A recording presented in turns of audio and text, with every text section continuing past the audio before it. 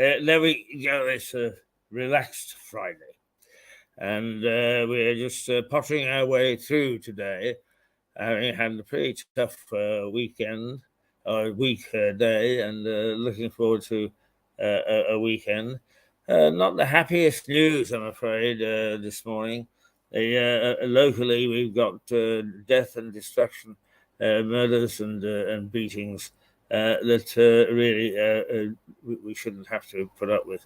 And internationally, um, the papers are really full of not very good news. I'll just very quickly run through the papers for you very quickly. The Times, Ukraine's year of blood. It talks about the fact that now exactly a year to the day since the Ukraine war started. The Metro carries on with that. They never give up. The Daily Telegraph goes with the Archbishop of Canterbury saying, be gentle with the Russians if we beat them.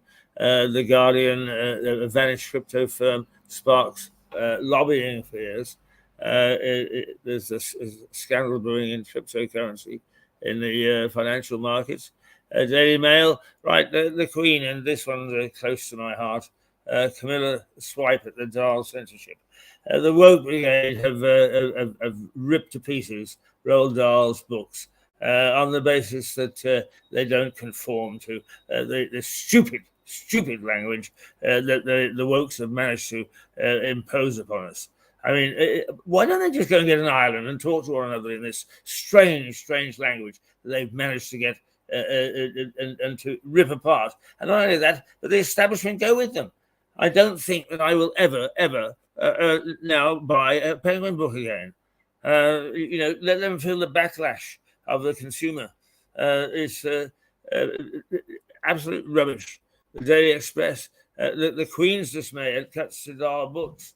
And that's a reference to the fact that, God bless her, and I've never been a great fan, but God bless her, Camilla, the Queen Consort, has also taken aim at the woke brigade and said, how dare they tamper with our language the way that they are, and censorship which they impose upon the rest of us. Well, we can fight back. We simply will not buy these things until they suddenly realize that they're on a hiding to nothing, and that all they're doing is a stupid fad. It's not a trend. It's just a stupidity. Absolute stupidity.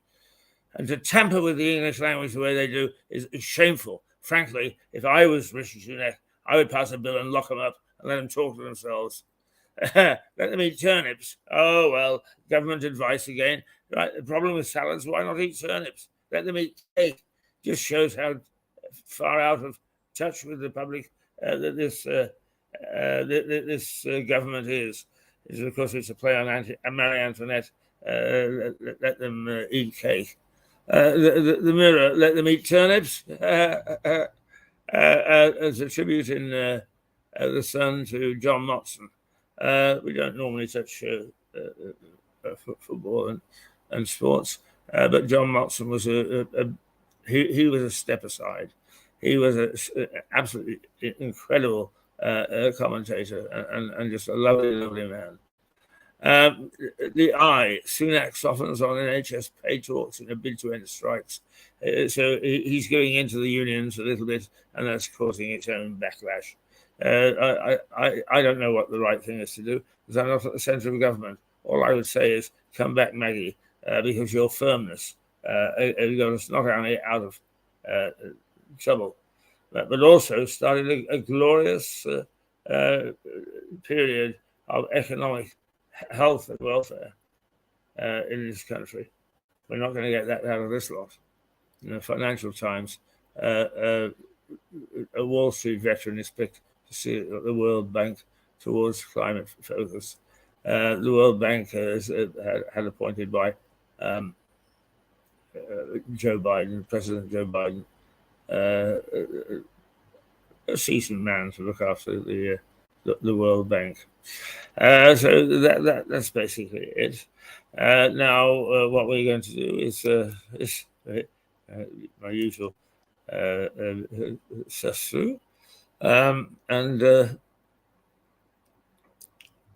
going to look at just some little sentimental stuff. Nothing terribly deep, but it is the end of the week, and as I go on my usual search for these things, and they all tend to disappear. Why, I have no idea. Well, what we're going to do is to show you again our new vlogs, a new way that we're going to have on tap for you. Some stories, particularly how democracy got cracking. So here is the first vlog, as it were. They're only about 5 minutes long, but you might find them a nice way to look at things.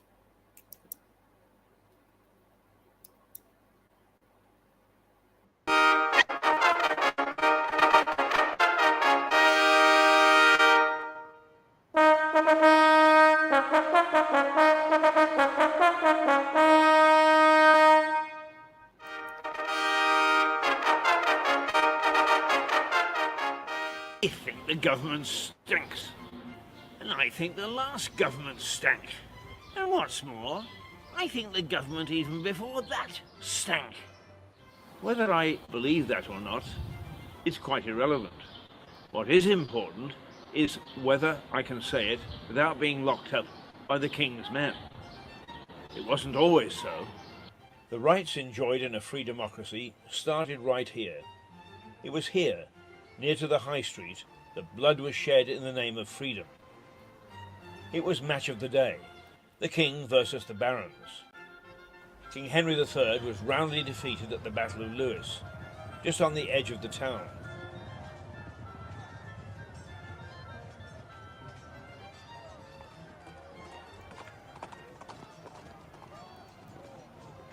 Despite holding the castle, the King's men were put to the sword, and many were massacred in both the huge priory, which stood near the town, and right here in our bloody High Street.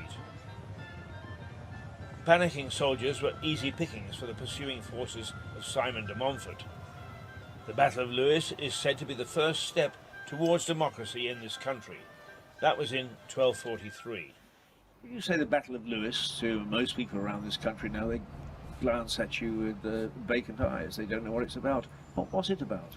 Well, you're right. Most people here don't know about it. What happened was Simon de Montfort and his barons were arguing with the king and his men about representation in Parliament, whereas the king, the king just had all of his men and a lot of his French relatives in Parliament, and he was taxing the barons very heavily, and all of this money was going to the French relatives or going abroad, and the barons were not very happy about this. So they wanted at least half of the 24 men in Parliament to be elected barons. So, I mean, though it's not very democratic in the sense that we have it today, it's the start of that representation of a view that is not just the king's view on how things should be run. Simon de Montfort got to hear that the king was down at the Priory of St. Pancras. And why he was there was for the Feast of St. Pancras in the middle of May. And of course it was a big feast and people would come from all over the world, actually, or all over Europe to the feast. So he needed somewhere as big as the Priory to be able to feed all these people and entertain them for a few days. And that's why he was here. Simon de Montfort was up country in northern Sussex in some of his estates with his men, and he heard that the king was down here and he sent messengers.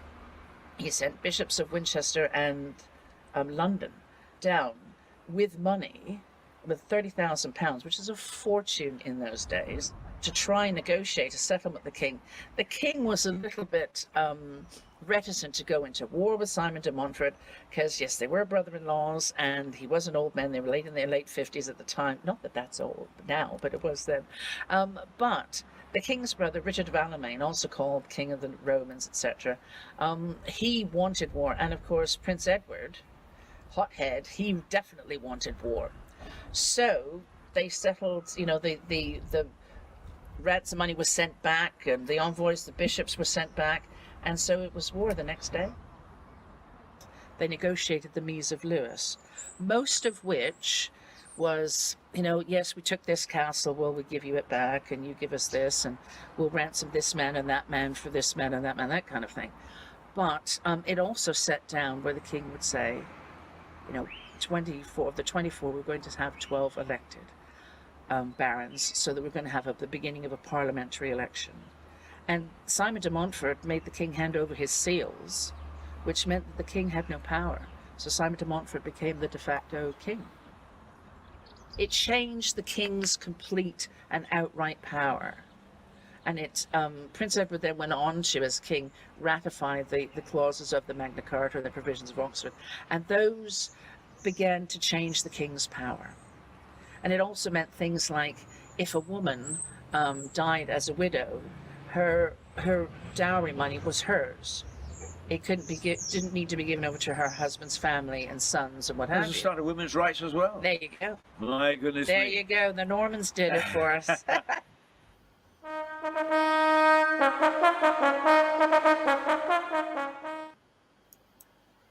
Well, that's the first vlog, as it were.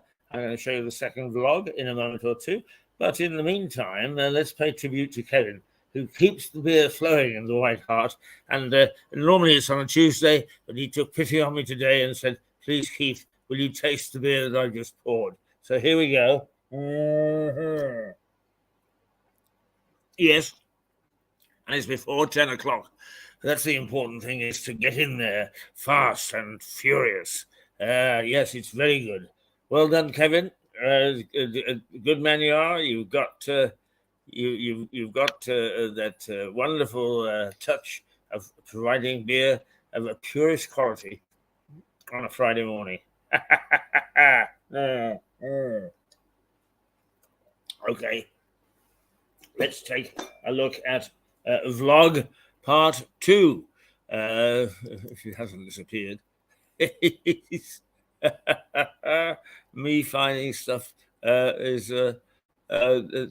just impossible sometimes, but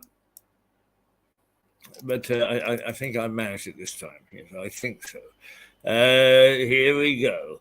This is the second of the vlogs, and we were doing 2 a week, which we're spreading right across social media. So if you want to have just a little bit of a very quick look at some of the things that happened in Lewes, this will give you the opportunity.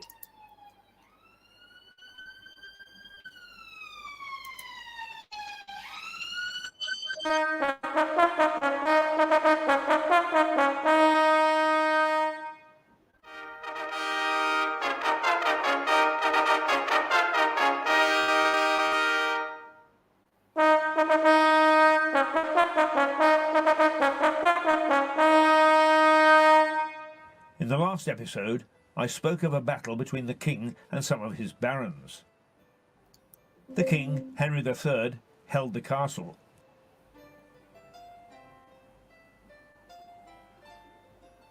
Now, as you can see, the castle pokes up into the sky quite a bit.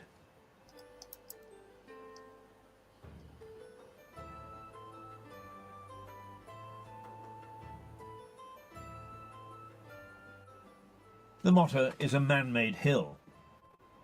And as you can see, a few hours of overtime were put in to build this pile of dirt. From the top, you can see in every direction for miles.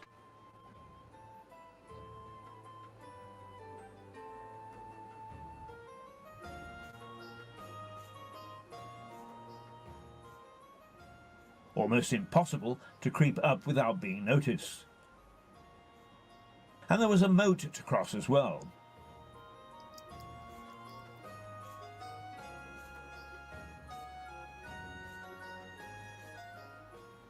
But it's called Castle Ditch Lane, the name reflecting its purpose all those years ago.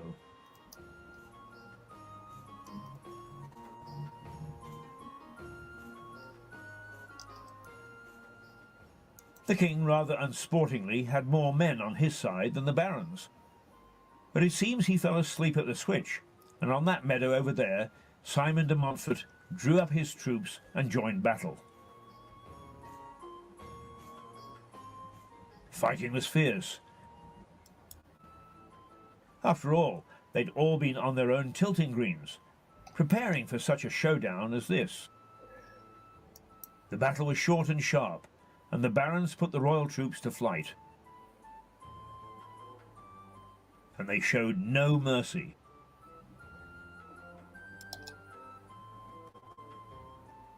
The priory had been used as a staging post by the king's men, and they now took refuge there. It's little wonder that tilting grounds became bowling greens, because despite all that training, the king's men panicked.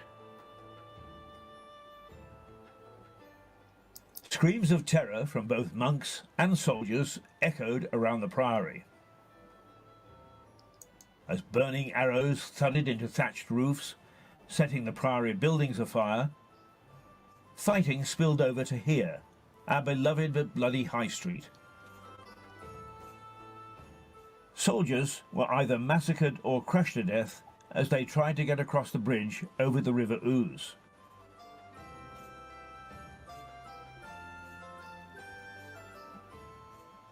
For the king, it was a complete disaster. De Montfort, he split his armies up on the hills behind us in the chalk downs. He split his army into three forward not flanks, but bunches of men, groups. And they would have been around 1,500 people in them. So a lot of people. So he had 1,500 people. Then he kept men back for himself. So his left flank went off to Barkham and met Prince Edward, and they went off to Barkham.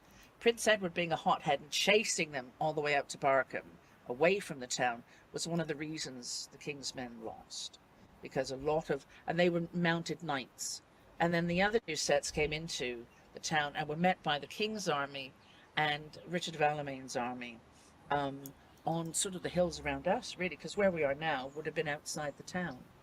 And it was a pretty bloody war. It was dreadful. It was absolutely dreadful. It's hard to imagine. Lewes is a little place, and on the hills around Lewes, where most of the fighting was, there were tens of thousands of people trying to kill each other. And it was hand-to-hand close combat. And you didn't often die of wounds on the battlefield immediately. You were usually whacked with a broadsword and you would die of internal bleeding, or you would, have limbs severed and die slow death, or you would die death from infection, etc. So there you go. Not quite one man, one vote, but some slight recognition that the divine right of kings isn't exactly what the Almighty had in mind. A spark of democracy was ignited, and it happened in Lewes. As usual, this is thirsty work, and I need to take a break. In fact, have a tipple, or perhaps go to the Lewes.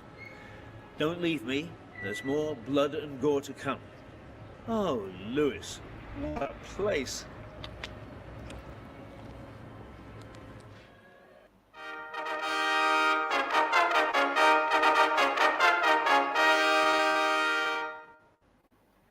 Well, let's see. Hopefully, I'm back on. Am I? No, I'm not. There we go. I found the next program and then probably lost it. So we'll. In the meantime, I think what we'll do is let's tweak the tale. Well done, the energy companies. They're full of bright ideas to help their customers. Now they've made power so expensive that for an average house such as this, you can't afford to heat it. So you don't need appliances such as this. But that means you also don't need a fridge, because you can keep your groceries cool and fresh without it. The house is cold enough. Well done, chaps.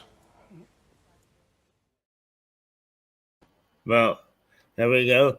tweaking the tail of the energy companies, and let's oh dear, let's see whether we can find our little program here. It's just a frippery, actually. But, sometimes it's nice to have a bit of frippery on a Friday, but it's also nice to try and find what you've actually done. And this is a constant problem for me, a constant problem. I really don't know quite why I have this problem with it. But whenever I actually find something and then I go and look on it again, it never looks the same. Oh dear, it's just so silly, so very silly. And the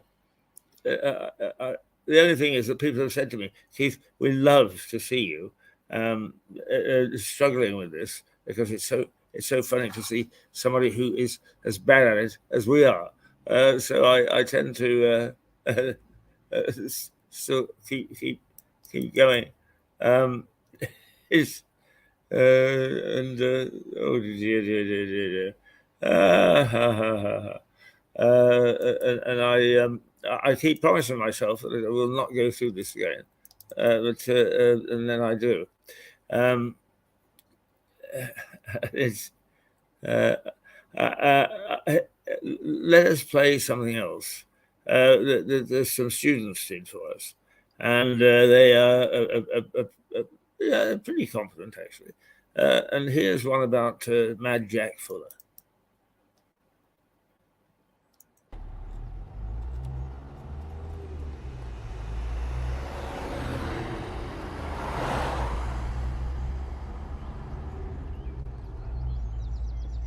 I always find it strange how two people can experience and view a place in completely different ways. Jack Fuller was born into money, and at the age of 20 he moved to Brightling in East Sussex after inheriting land and a fortune from his uncle Rose.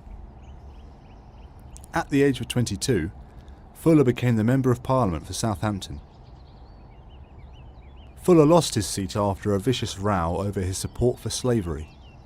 This was the time when he began to focus more on his estate and his love of combining art and science. I moved down from Glasgow to Sussex when I was 9 years old, and that would be in 2003. I first saw the Follies when my granddad was driving me through Brightling, and I remember looking at them and just asking him what these strange buildings were.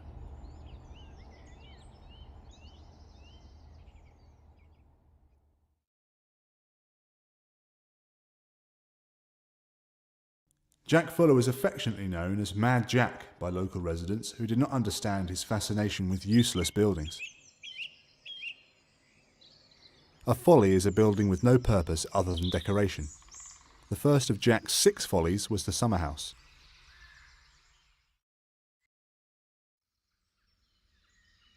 Jack was a keen gambler, and he entered into a wager that he could see the spire of Dallington Church from his window. Upon realising that he was mistaken, he quickly constructed the sugarloaf to very effectively mimic the church spire.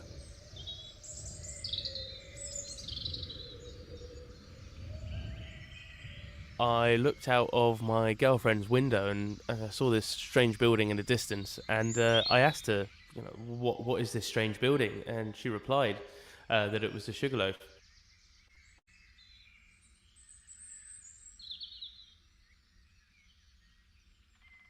The first time I went, I remember I took my girlfriend there and I gave her a love letter.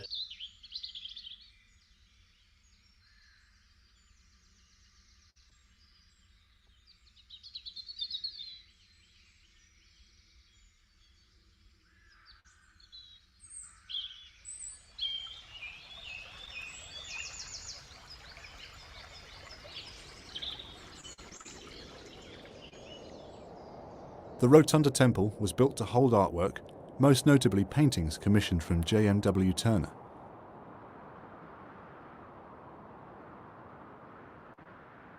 Jack was a philanthropist, and during an economic depression he hired hundreds of local labourers to build a huge wall around his estate. However, the wall did not stop trespassers.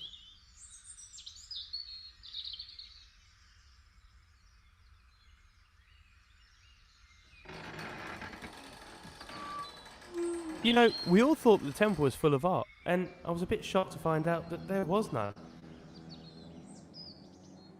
All I found when I first went in was graffiti left from the Canadian Air Force that was stationed on the estate during the Second World War.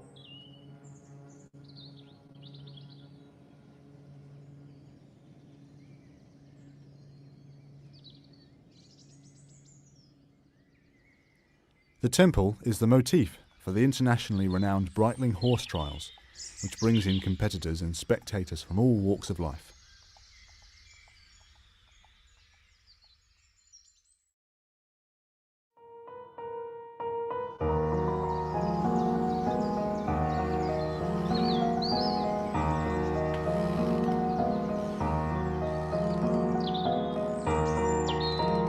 The Hermit's Watchtower was built so that Jack could survey his land and have views of the sea.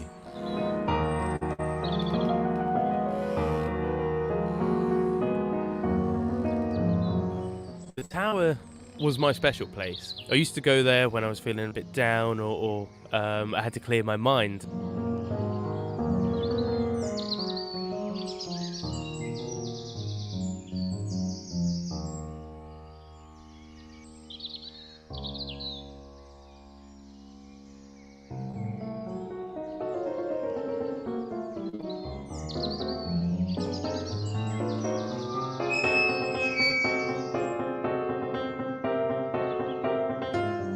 As you go up the stairs, on the right-hand side, my girlfriend's initials are still there. Mine, well, are not there anymore.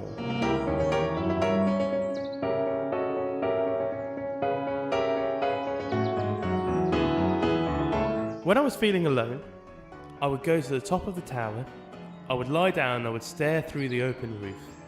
I'd wait for nightfall, and then I would look at all the stars. Yeah, I would wonder what my place on this earth is. Why I was here, and I would also wonder why the Follies are here. And you know, it dawned on me that the Follies aligned almost with the stars, and it feels like some of them are there to replicate Orion's belt, others are there to, you know, to be individual stars, like the observatory would be Betelgeuse.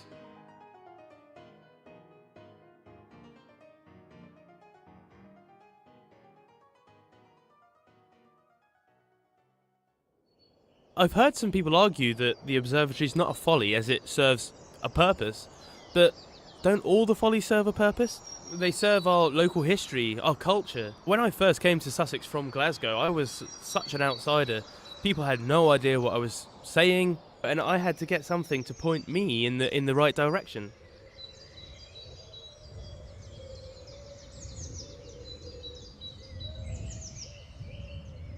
The obelisk dominates the landscape and is the second highest point in Sussex.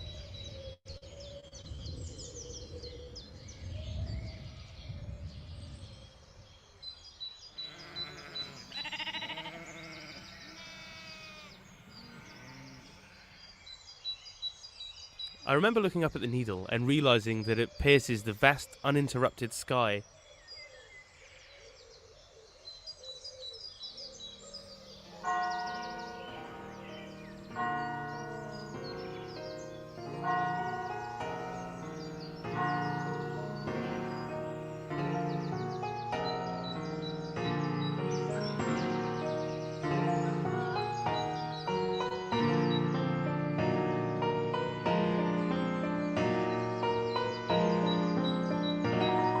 Jack Fuller commissioned the pyramid to be his mausoleum 24 years before his death.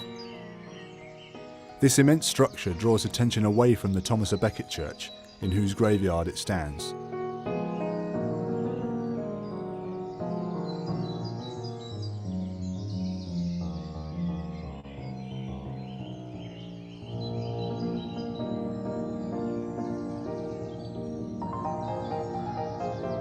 I've heard that Jack was buried in the pyramid sitting up in his armchair, with a glass of claret and a roast chicken dinner in front of him.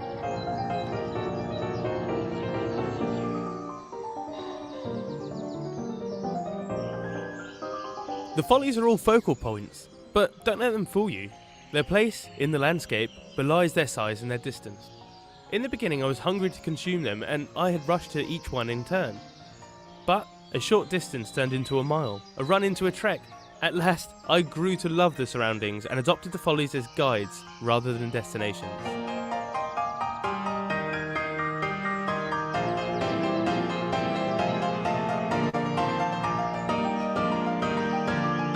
Jack Fuller was respected by many as a squire who, at a time of extreme poverty, when soldiers were returning from the Napoleonic War, did what he could to provide employment and prevent revolution. He was ridiculed by others for his views on slavery and his obsession with erecting follies while people were going hungry.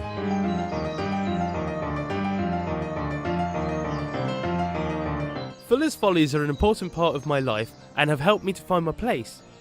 I know many people have followed this path before I have, and I love nothing better than bringing new people to experience them and to fall in love like I did.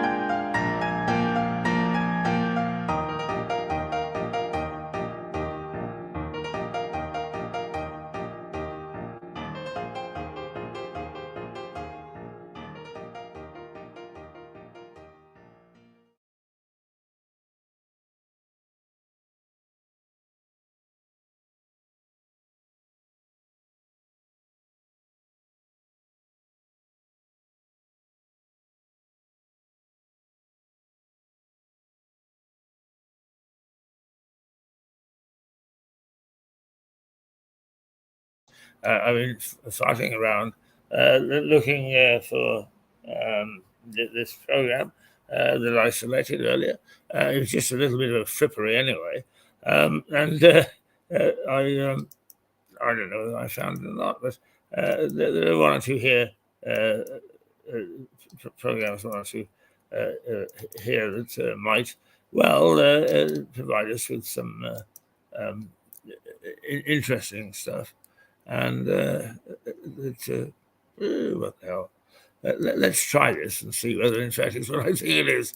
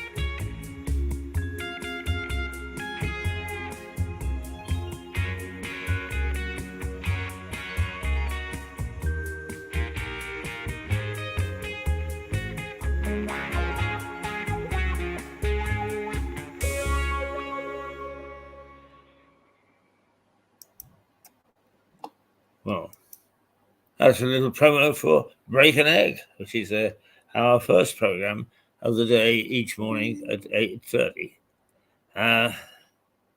Let's see. And Break an Egg has been going for 5 or 6 years. Play on words, of course, is break a leg, just to give us good luck to the start of each day in the theatre sense. But so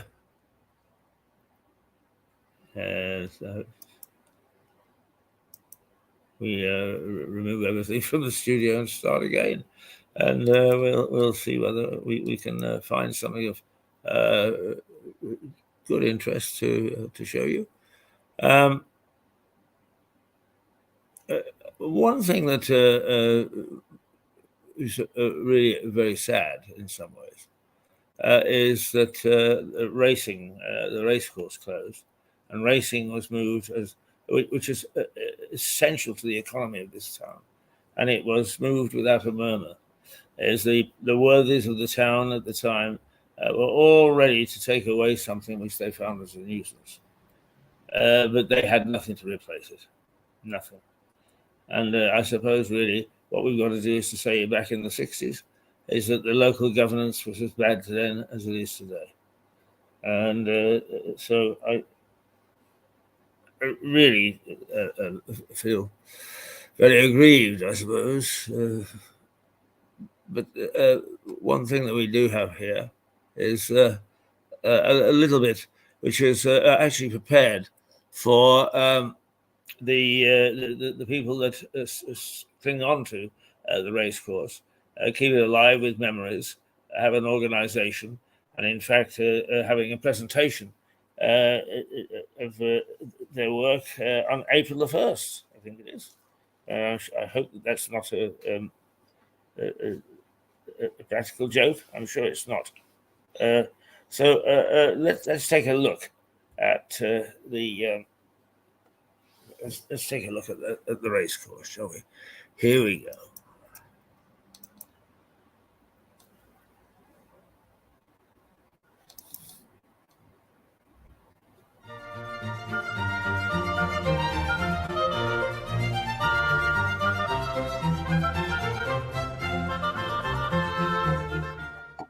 Vroom, vroom. The other day I felt a warmth between myself and Mole and Ratty, the two little characters from Wind in the Willows, as I sat on the banks of the River Ouse and let it drift by. Vroom, vroom. Today I feel more like Toad of Toad Hall, the animal that was always getting himself into trouble because of his excesses. Vroom. But horsepower is the essence of this episode, because horses played a central part in the history of Lewes.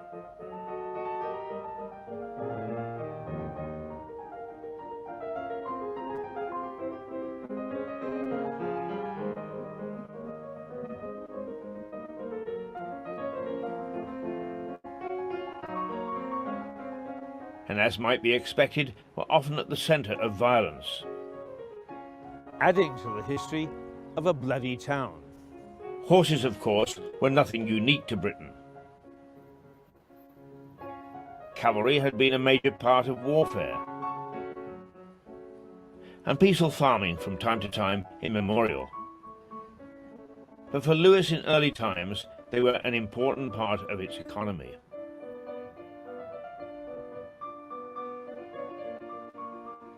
The Domesday Book, the first ever audit of England in 1086, records that anyone selling a horse in Lewes should pay to the reeve or estate manager a penny.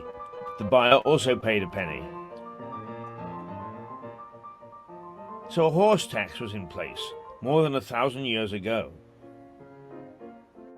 And so the horse took centre stage from the earliest of Norman times.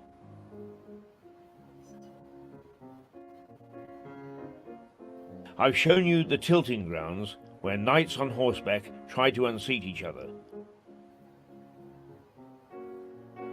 But that was nothing compared to the violence that Lewes races brought to the town.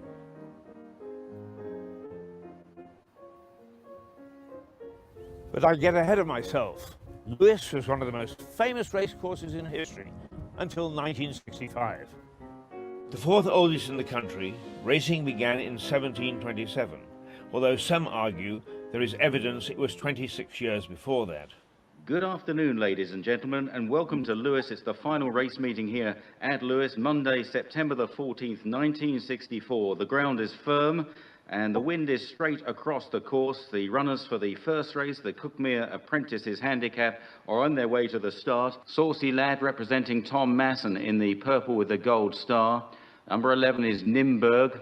And away they go. They're off and racing, and Buzz made a bright start there and leads in the early stages. And now a little bit of a rise as they race past the mile marker and head towards the right-hand turn, which will bring them into the home straight. Closing stages with less than 100 yards left to travel. It's Buzz pulling clear, and Buzz goes on to win by about 3 lengths to Misty River in second, Saucy Lad back in third, Great Lady, Nimberg Wave, Methane, the Wolf, and St. Kieran. In that year, after almost 300 years of horse racing, it closed down for good, mainly because it had no electricity, no running water, in fact, no facilities at all. Yet in the late 18th century, it attracted royalty, the big gamblers of the day, and it produced some champion racehorses over the years that brought great races and great feats to an otherwise pretty but blustery track atop the Downs. Considered by racing folk as the greatest racehorse of all time, Eclipse raced there in 1769. The Derby winner of 1793, Waxy, was a Lewes-trained horse, as was Charlottetown in 1966. Great jockeys rode there, such as Lester Piggott and Gordon Richards. And Barry, although it started in 1720 or so, you weren't here then, but you were, as a very young boy, involved in this racecourse. Yeah, I certainly was, yeah. I'd say I was born on race day, 29th of August 1950. My mum's side of the family were all racing people, going back hundreds of years probably, so, you know, my gran used to take us up here. It's very quiet and serene today, so what was it like on race days up here? Very, very noisy. Hustle and the bustle of coaches coming up here, cars. I mean, all these places over here were car parks. You had all the horse boxes, the tote men, tic-tac men shouting the odds and everything else. Lots of entertainment going on, you know, and it was very, very busy. A 4-mile race which started right down the bottom of the hill there. The horses used to run right down there as far as you can see, and come back down here to the winning post. Right. They used to have 2 winning posts. They used to have a 5 furlong winning post and a 6 furlong winning post. But what they did, they made the 6 furlong winning post another furlong away from the stands, because they both wanted to start them on the straight. Otherwise it was unfair, so they had a straight run. Right. In 1914, I think it was 14, they shut that down because they found it was too dangerous. And not only that, for the horses to get up that hill. They used to start them from here, they run them down there, round the loop and back again. Oh, and right. that made 4 miles, but it had to be like the best out of 3 or something. Right. So some of them horses run 12 miles Yeah. just to win a race. They had 10 minutes break, they got back after about 9 or 10 minutes, they'd have a bucket of water, drink and wash down, and back they used to go again. After a while, it just phased out a little bit. It used to be a 3-day meeting in August, and then it got to, it was just going to be a day a year. And it got to the stage where it was just one race. And all the horses in that race were trained in Lewes. And the guy that wrote about it, you know, he said this is probably going to be the last day. There are many in Lewes who are still resentful that the course was closed. It brought a good deal of cash to the town. Lewes had many racing stables, and a thriving racing community numbered as many as 60 establishments. But perversely, it was responsible for cleaning up the sport, despite suffering a bout of violence. The early part of the 20th century saw the rise of vicious gangs around the country. These gangs often fought each other, but to keep cash in their pockets, they targeted racecourses. They would secretly ease their way into courses and then meet up to viciously attack and rob bookies. Racegoers, and even jockeys. They were feared at race meetings throughout Britain. And so it was on a June afternoon in 1936. London villain James Spinks and his gang turned up at Lewes for an attack on bookies. They gathered, some 30 strong, on the edge of the racecourse, ready to pounce. And pounce they did. They attacked and savagely beat a bookie and managed to rob him. But not known to them, 2 CID officers had been posted in the grounds. The 2 detectives alerted their fellow coppers and raced towards the gang. According to some reports, a rival gang got into the act and all hell broke loose. It must have been some sight. Villains scattering in all directions. Keystone cops were in full chase, and the excited racegoers panicked and dived for cover. But it was the police on this day at Lewes Racecourse who passed the winning post. They managed to nick 16 of the gang, took them to Lewes, where they were sentenced to long prison terms. That put an end to the decades-old practice of course hijacking by these fearless and vicious gangs. A real feather in the cap of the Lewes coppers. Nabbed. Pulling you aside, locals will whisper in your ear that Graham Greene's Brighton Rock was really about Lewes Racecourse. They say the gang fight in his novel was based on the events of Lewes in 1936. To think that Pinky strode this course, what a ghost to have here now.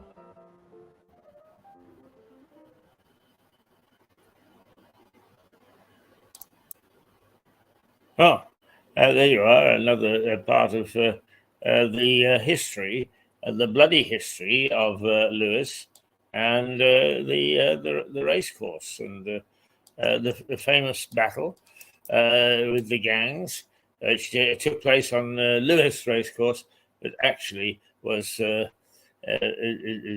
narrated or used in the novel of Graham Greene called Brighton Rock. I suppose really Brighton Rock is out of favour now with a lot of people, but if you can get a copy, it's a good read. It is a good read, and when it turned into a movie, it was one of the very early ones of Richard Attenborough. And he played the part of the gangster Pinky. And one of the way that Graham Greene paints the prostitutes acted in Brighton is that they weren't nasty, mean people, which generally speaking they are today, drug addicts and so on. They were boisterous, happy, laughing ladies who were simply trying hard to supplement their meager income. It is different. It is interesting to see how different the various characters in 1930s Brighton were painted, as opposed to the 2020s characters that we have today that appear in the courts. Anyway, that was a bit of a nice little wander across the race course. Shall we? I've got one here called Genry.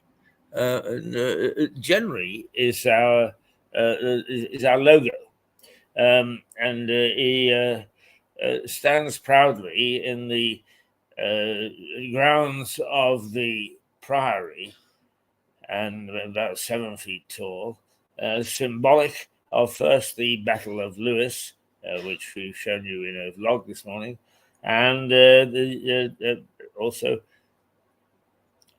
is that medieval times was when the priory flourished, and it was in its heyday, as opposed to now where it's just a shell. Thank goodness it is. The shell is still there. That was a tribute to the Norman architects and builders who built it very shortly after 1066, after the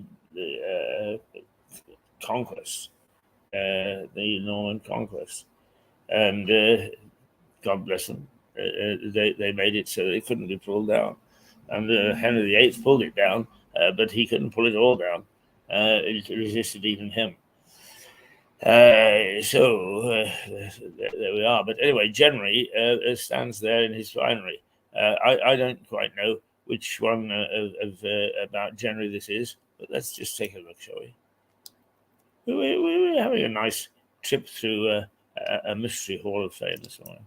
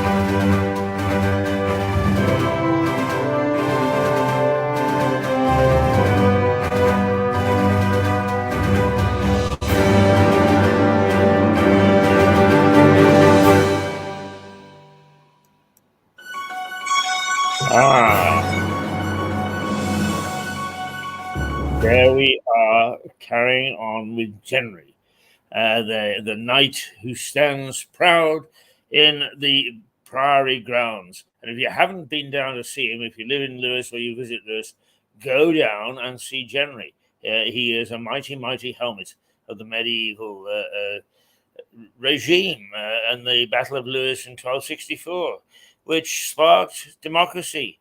And where do we get the great democratic process but none other than the United States? Good morning. Good morning, Keith. How are you? How are Sorry you I'm this late. morning? Sorry I'm late today. I thought it was Thursday. I don't know why. I'm happy knowing it's Friday. I'm excited. Well, if I can tell you that the other morning, I forget which morning it is, I think it was Tuesday morning, that I arrived at the White Hart, and it was in darkness, and I had to sit on the steps, and I was thinking, they're late this morning, and I'd actually got out of bed and looked at my watch, and I was an hour ahead of myself. So as journalists who depended upon the time, the two of us have been a complete disaster this week. Yes. How are you? I'm doing very well. How about you? Not too bad.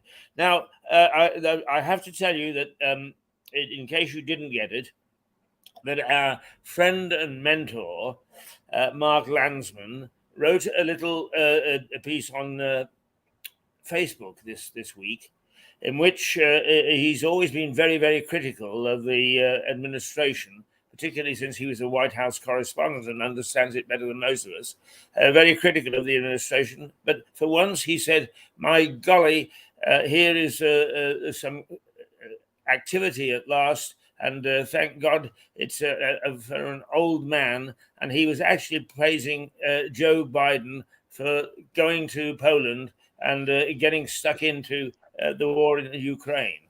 And I thought that was very interesting that Biden had managed to change somebody as eminent as Mark into changing his thinking. Have you changed your thinking? I don't know that it's really changed. I think he's done some good things. I don't condemn. I don't. It's. I'm not saying he's a broken clock, but a broken clock is right at least twice a day. But I'm not saying he's a broken clock. I'm not saying that. I'm just saying that, he is going to do things that are right. Presidents are going to do things that are right. And sometimes they're going to do things that are wrong. Well, in my view, in our view, it's about your view. It doesn't mean that your view is true. It's just your view, just like it's just my view and not necessarily true. So, listen, we don't have a choice. As one of his staff members once said, and my son reminded me of it because he was at the UN yesterday for the General Assembly vote.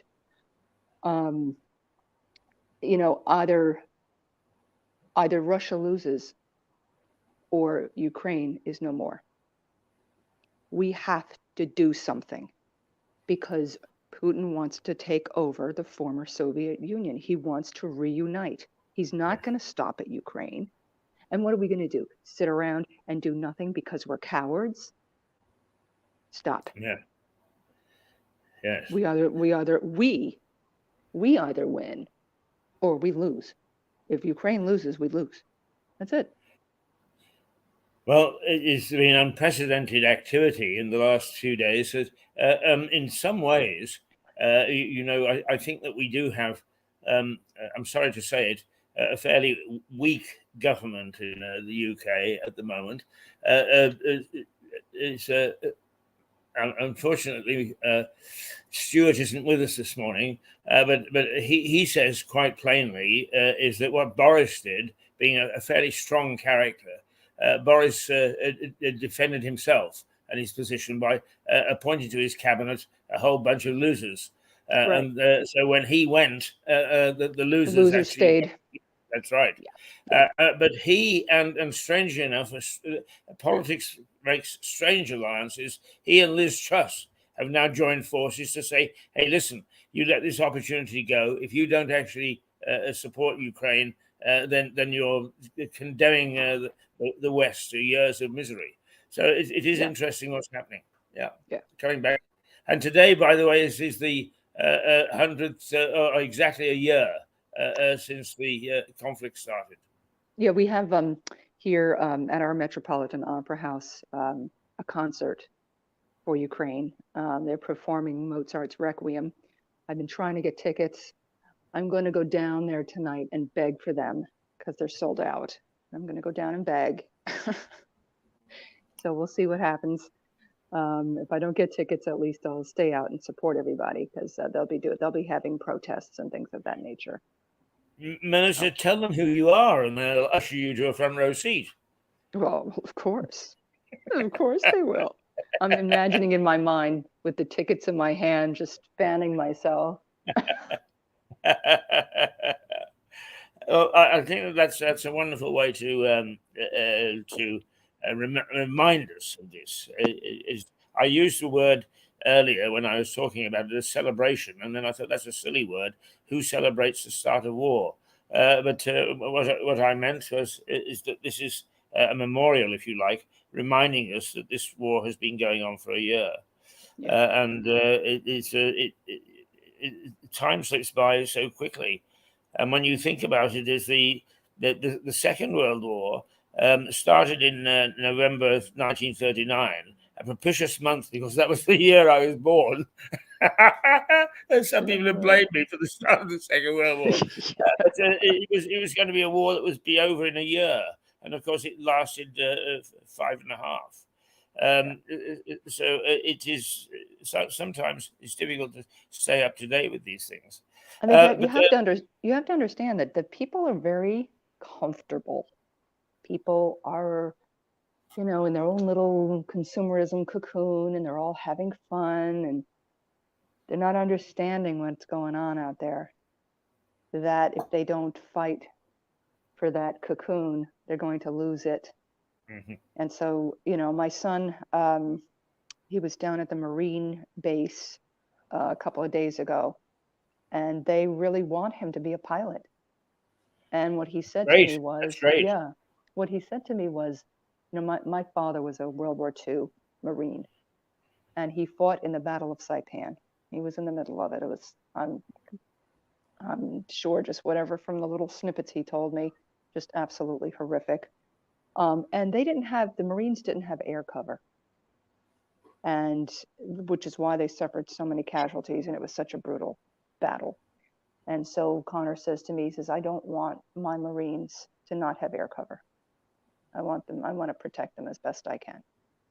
Right. So very admirable young man. My son, he really, truly is, because it's so frightening that he would be in that position. Well, you don't have to tell me, because I've almost been godfather to him, haven't I? Very true. You were instrumental in getting him his job at NHK. But I'm happy to say, I mean, I'm sad to say in some ways, but I'm happy to say that he has reached this level of Marine without them contacting me to find out what a nice young man he is. So obviously other people said very nice things about him as well, but I'm always there in the background if they do need another opinion. Well, this was even prior to them contacting. They'll be contacting you, by the way. Oh, they will they? They will. Right. Okay. So when you get a call from the U.S. Marine Corps, understand they're not trying to recruit you. No, right. But I shall watch for calls from the United States from now on. Yes. So yeah, we'll have to. I don't know. NATO just wasn't paying attention since the whole Crimea incident in 2014. They've just been sitting around hoping nothing will happen because they're comfortable. Yes, yeah. Well, you're quite right, actually. Everybody has a comfort zone, particularly. I mean, let's face it, despite the fact we've been very critical, is the period from about 2008 to 2019 was a very, very prosperous era. Everybody, I mean, you could have a car by waving a credit card, no matter who you were. You could have anything you wanted just by saying, yes, I'll put tuppence down and pay the other 1,000 in a few months' time. Well, that in itself, if because we're economic reporters, that in itself is frightening. Absolutely. I'm going to be very honest with you. I decided shortly after 2008, I guess it was, that I just didn't want any part of it. I'm an oddball. I adopted a minimalist attitude. I didn't need all that stuff. I don't need all this stuff. I'm looking around. What do I need this? I mean, I have my father's paintings, which are beautiful. I don't. What else do I need? I don't need so much. Clothing, very minimal. And I just didn't want to get into debt. I didn't want any more of it. I didn't want to be a slave to the bank. I wanted the banks to pay me interest. And I put together a very strong financial plan where I was austerity, like Miss Austerity. And never look back. Never look back. They keep asking me if I want a credit card. They lowered my credit score to hardly anything. I said, please lower it to 0. Please. I don't want any part of your stupid FICO score or your nonsense or your credit. It's not credit, it's debt. It's debt to you. Advertise it correctly. It's a debt to the bank's card. That's what it is. Well, I'm with you, because I haven't used a credit card now for about 10 years, I suppose. Having said that, like everybody else, I entered some excesses prior to that, so I'm still paying some back. Yeah, but, I was excessive too. I find that the systems that the banks use incredibly stupid. and they do nothing. Now, let me give you an example. With my bank, the bank that I bank with, have some of my money, and it's all there. But for some reason, I missed a couple of payments. Something happened with the direct debit or whatever. It doesn't really matter. But they apparently sent me a letter, which I never got, saying, we're going to put you in the hands of a collection agency, blah, blah, blah, blah, blah. And the bank was really quite nasty about it. And that's what happened. And a lady called me from the collection agency, and we had a nice little chat. And she said, "Oh, let's figure something out." And we figured out something out. And it's 10 times better to deal with the collection agency than it is with the bank. So I haven't even tried to buy it back. I keep on phoning the collection agency. Let's keep say, together. I need. Yes, that's wonderful. I need to pay something. Yes, please put me through to collections, Yeah, and I'll settle it that way. Yeah. I have lost complete and utter faith in the retail banks. And a lot of it has happened since they started to use computers for absolutely everything. You cannot use computers for absolutely everything. I agree. They're absolutely rigid and inflexible, and it makes banks look like idiots, and in fact makes them make decisions which are not at all good for the financial retail industry. You see, they're not operating for the common person. I mean, you have to understand that. They're operating for the execs and the CEO and the shareholders. They're not operating for anybody else. The entire industry isn't operating. They'll say, there's some in the industry that say, oh, we're a fiduciary. No, you're not. Liars. Yeah, You're not exactly. You're not putting the client first, you bunch of liars. You're putting yourselves first. Yeah, but it's compounded, I'm afraid, because much like government, the top level of executive in the financial world now has fallen foul of incompetence, just the same as government has. And you say that there are things that frighten you. What frightens me is that we are in the hands of people who are there because of ratios. That you've got to have so many black people, you've got to have so many gay people, you've got to have so many women, you've got to have so many this and that and the other. Everybody has forgotten that what we need are people who are competent. Right. That never comes into it anymore. Are you competent? Oh, goodness me, can't ask that. I will say that the women and the black people and the gay people I work with are just as competent as the white men. Exactly. And but they're so they're not competent because they're black. But they need gay. I know, but they need an opportunity because let's be honest, Keith, they've been ignored because of the color of their skin, because of their sex. I know. I dealt with that. Yeah. I dealt with that. You know, I wasn't born today. And I dealt with a lot of that kind of stuff. Oh, well, you're a woman, you can't do it. My father even told me, well, you're a woman, you can't possibly have any money. I have more money than he could even imagine. Because I worked for it, I invested, and I saved. I'm a woman. Sorry, guys. Yes. So I think what we need to do is have some balance. There needs to be balance. You can't, in fact, it was interesting. There was a discussion at work. And there's one thing about playing a victim, which we don't want to play the victim. But at the same time, if we see something within our realm, like, for example, I remember an incident where a friend of mine, I was speaking to a colleague, I was speaking to her at near the coffee area at work. Black lady, Harvard educated attorney. And some executive comes in, looks at her and says, oh, we're a little bit low on the coffee. Do you think you can order some? And I looked at him, I was like, are you serious? Yeah. This is Tamara. She's a Harvard educated attorney. Get your own coffee. Okay? Yeah, exactly. Yeah. But this is the kind of injustice we need to say when we see it. She shouldn't have to constantly be resilient. She shouldn't have to.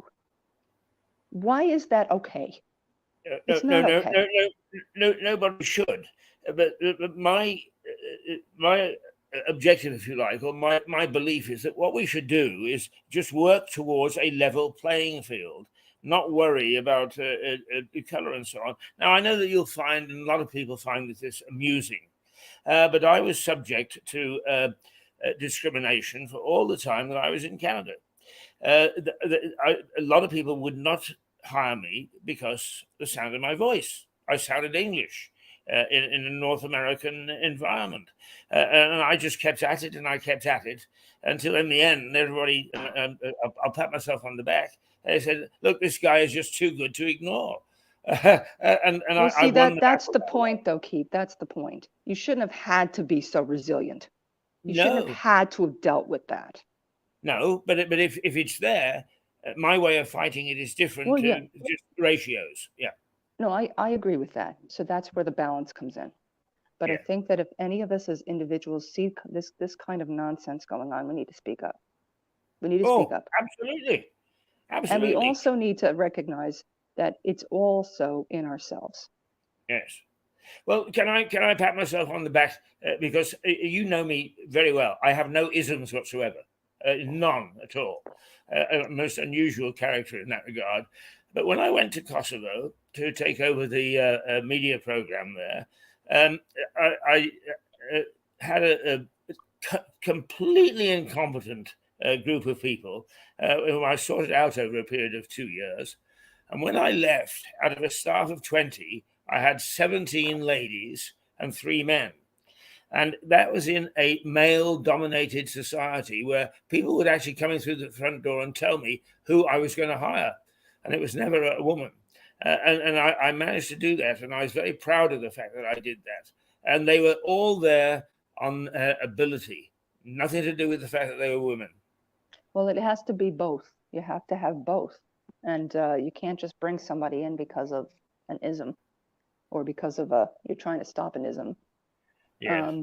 So yeah, there's a balance, but we have to also recognize that it is out there. But you know, my weakness, darling, is I'm always in love with a beautiful woman.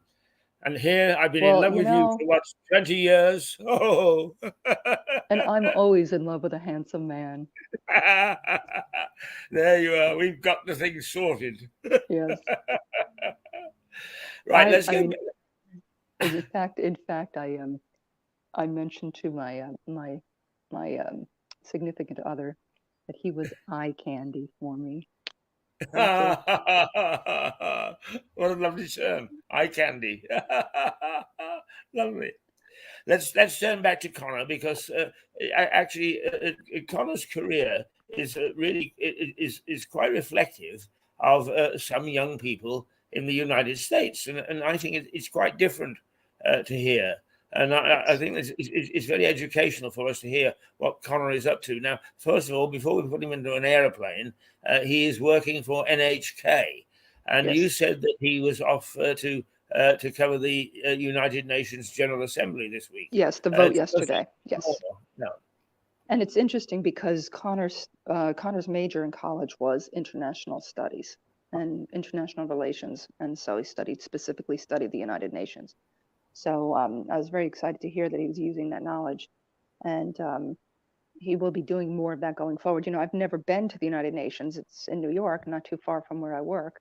So I think at some point we're going to go have a tour. But yeah, it's he's so knowledgeable and always wants to do the right thing. Just a person of integrity. He's going to be such an incredible asset, really, to anywhere he goes. It's going to be an incredible asset. He might even end up as a decision maker at the General Assembly at one day. Who knows? And we would be lucky. How old is he now? He's 24. How old is he now? 24, yeah. He's a young Turk, a young spud. The world is his oyster. Yes. Can I say the one time that I was at the United Nations, is the thing that impressed me was we were taken into the members' dining room for lunch.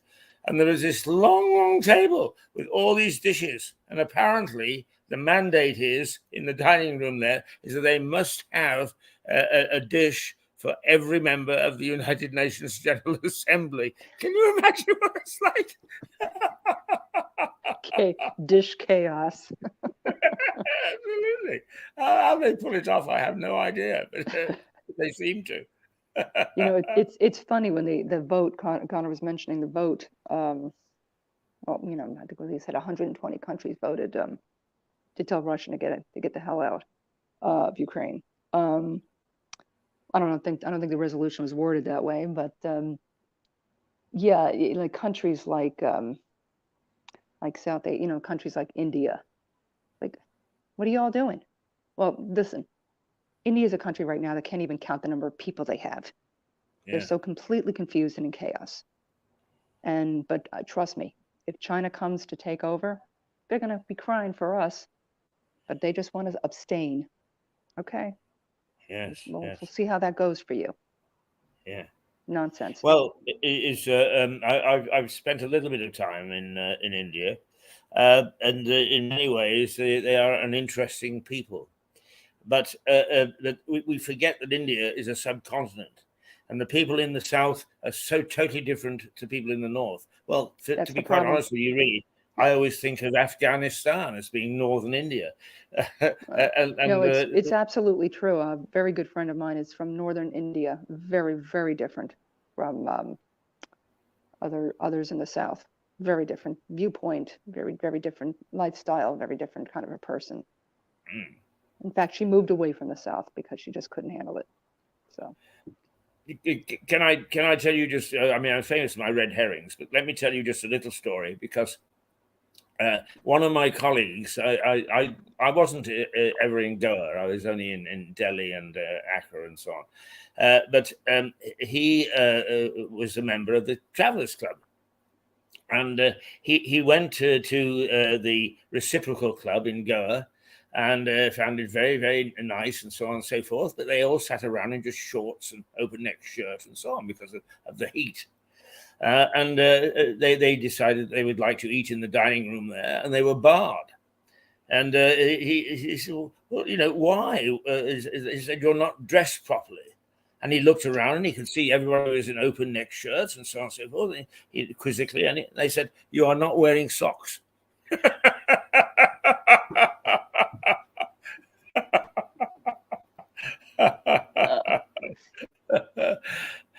So anyway, what was Connor's impression of the General Assembly? I think he's realizing now that the NATO countries are finally starting to wake up. He thought it was a great show of support. And he just knows that this is positioning for a world war. So we all need to stop being so darn comfortable and so much, me, because your other me's are in trouble. And you're going to have to stand up for them. And it's really going to be Connor's generation that are going to pay the price for the nonsense. But he, it's funny because he did his senior thesis in college on this very thing. He knows Putin better than Putin knows Putin. Mm. So very, very the perfect knowledgeable person to be the young person to be dealing with something like this. Yes, I mean, one thing that I can say that is encouraging. I mean, as you know, I sometimes have to say to people, you may not forgive me for it, but I started up Russia Today television for them in Moscow. And I met an incredible number of young people, and that their objectives were very much like the young people of our own. It's actually our leaders who are the people that we have to try and muzzle and try and educate. I mean, I still talk backwards and forwards to my Russian colleagues and friends, and we are very, very friendly. I'm just hoping that this new generation that you mentioned, because the leaders, they're all going to die. And they're not too far from it. Give them another 10, 20 years. Yeah. Let's hope that the young people keep the correct mindset and don't adopt the mindset of the leaders. That's the problem. Yes, but I would also say, Melissa, and I'm not buttering you up in any way, but I think that Connor is representing a generation with new thinking. I recognize this in my grandsons as well. And I think there is much hope amongst young people. Having said that, the one thing I would say is that many young people do not put their experiences into the context of experience. In other words, they don't actually look at somebody like me and say, "Hey, God, you've been there, done that. What's it like?" As they are all too ready to tell us. But the 20, 21, 22-year-olds, I think, are showing a different attitude. Perhaps I'm wrong, but I hope so. Yes, and I think because they have access to everything. Let's be honest. We didn't. We didn't have access to everything at our fingertips. They do.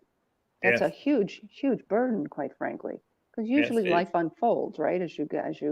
But now they're just completely in the fray of everything. They can see everything and everybody and everything that's happening at an instant. Yeah. So they've just seen such horrors at such young ages. I mean, of course, there are people who see horrors as children, but my generation, no. I was in my own little bubble. I didn't know what was going on out there unless I watched the news that night.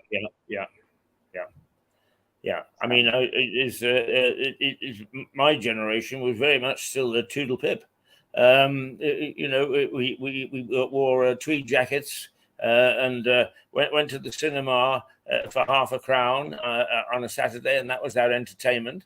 Life has changed considerably. I mean, you're not sitting there watching a fiery protest online. You were in your own, you were enjoying your life. You're in your own little bubble. Kids are not in their own little bubble anymore. No. They're in they see everything. How does that impact their minds? How does it? They are going to be different than you were, than I was. Yes, that's right. Just one more thing did Connor come back with the impression that the General Assembly of the United Nations was worthwhile or not? Because it has come under serious criticism from time to time, not least of which from presidents of the United States. Well, I mean, I think that a lot of the world does take it seriously, at least certain aspects of it. Certainly, Connor was mentioning when it comes to the sustainability. Here in the United States, I don't think we do. I don't even think half the country knows that UN is in the United States. Because we're such a huge, vast landmass that we don't know these things, and we don't know the role of it. Oh, it's communist. They don't even know what communist is half the time they say that. Bunch of morons. But yeah, it's I think it was a good show of support, though, and I think there are a lot of countries that are starting to realize we're going to have to put up a fight. Right. Okay. Now let's go to you mentioned that he was actually with the Marines. Now that's a step forward. Let's talk faster than sound. Well, he's going to have to. The only thing he needs to do is to measure up physically, because his application is all in. They want him. He just has to reach a higher level of physical fitness, which is what I know I'm dressed in a nice denim dress right now, but I'm going to be putting on my workout clothes shortly, because we're going to go down to the gym, and he's going to run 5 miles or 7K. And I'm going to run the half a K in a show of support.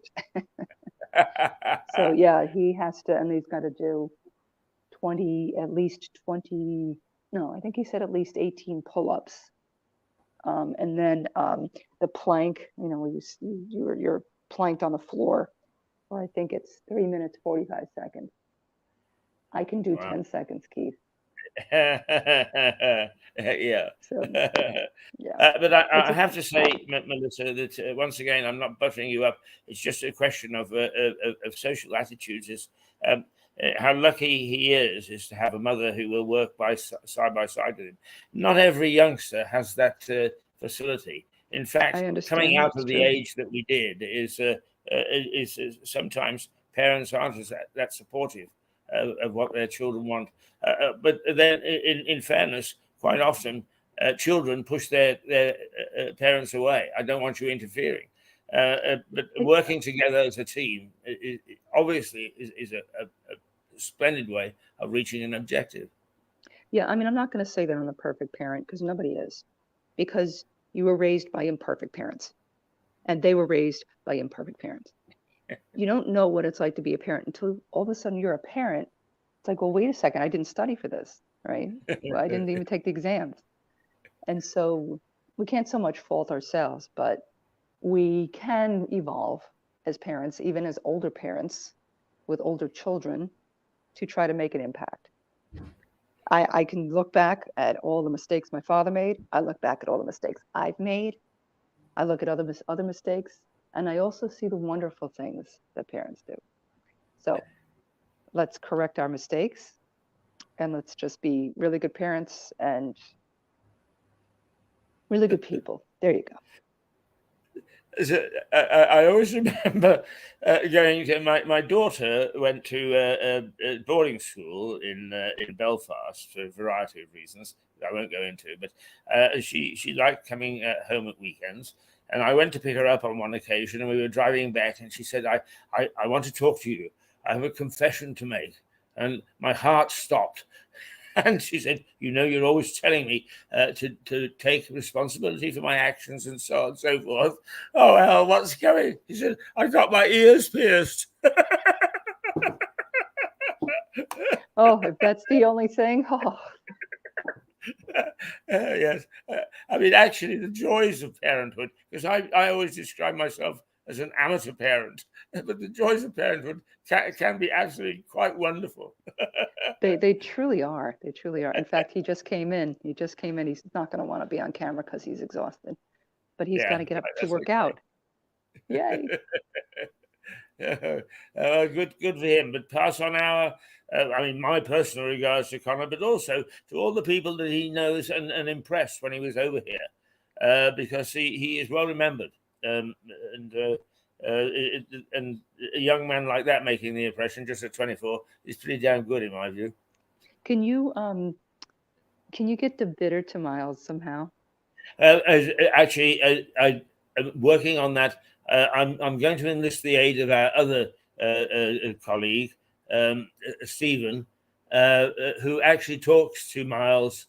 I've tried to batter down the barrier.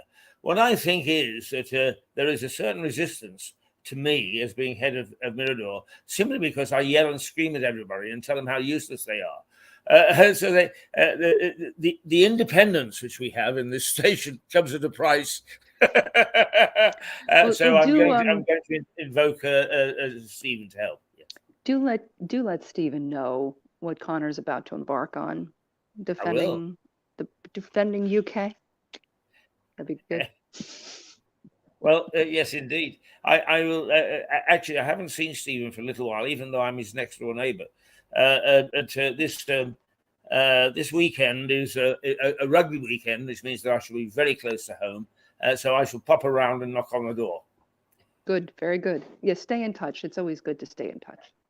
We need to make more of an effort to do that.